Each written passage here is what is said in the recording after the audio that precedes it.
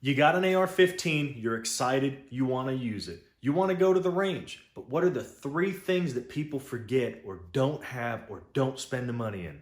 Let's dive right in. Number 1, good hearing protection. Okay, if you're shooting outdoors, these thin muffs or these kind of small, low profile muffs are very good. These are the Howard Light Impact Sports, popular on Amazon, got really good reviews. But if you're doing anything indoors, rifles, especially AR-15s, are kind of loud. Shotguns are really loud. Get the ones that have the bigger ear pads. They've got a higher ability to, a better ability to reduce sounds. They give you much, much better suppression of that sound. So you're not taking a beating in your ears. You're not going to develop tinnitus or anything like that. The other thing is, if you look for them and you get ones that have amplification of sound and active noise canceling or active noise suppression, they'll actually reduce the sound when a gunshot goes off, but increase or amplify the sounds of somebody talking. So you could be standing next to somebody while they're dropping a bunch of rounds, and you can hear them perfectly, even though they're firing a rifle right next to you. It's really cool. Some of them are good, some of them are great, and some of them are just absolutely awesome. I'm running Peltors. They're Peltor 3Ms, but they're the Pro-Tax, I believe they are. I'll put a link to them if I need to, if anybody asks. Ask questions. Hey, make a comment below. Is this a good set of amplified hearing protection devices, Rob? Is this something I should use? I'll tell you straight up, yeah, it's great. I'll give you the pros, I'll give you the cons.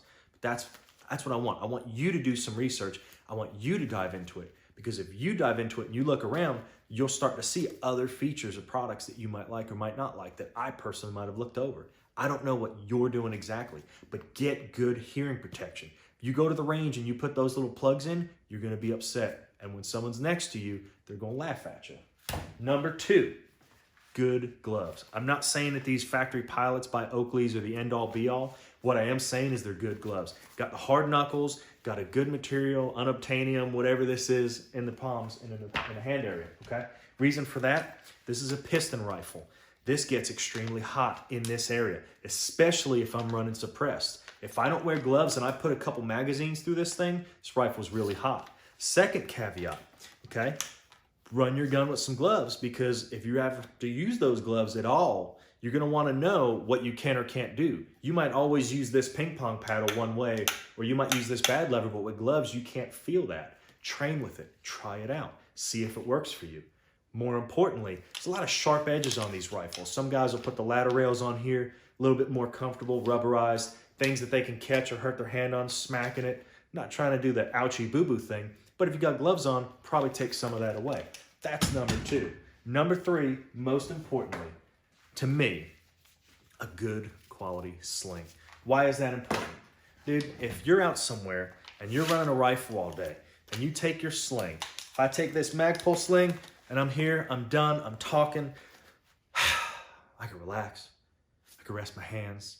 My rifle's not just laying somewhere. It's not falling on the ground. I'm not putting it on top of some dude's car. It's on my person. It's here. I can almost forget it's here because I've got a good sling on my person. If I want to turn around and I want to put this around the back side of my body, I can do this. I can take it. I can sling it up tight. Now it's on my back side. Magazines and drills, honorable mention, okay? I'm that weird guy that if someone's got a magazine at the range and it's failing, I'll literally try and buy it off them. 9 times out of 10, people look, oh, this thing's a piece of crap, and they'll give it to me. Having a bad magazine or two for training purposes is actually really cool, because it'll help you manipulate and learn the rifle a little bit better. Another cool thing, medical supplies, okay? Having a buddy system. If you're learning and you don't have slings, you don't have good ear pro, you're probably missing the boat on a couple other things. Talk to some people, ask their opinion, get their opinion on some stuff.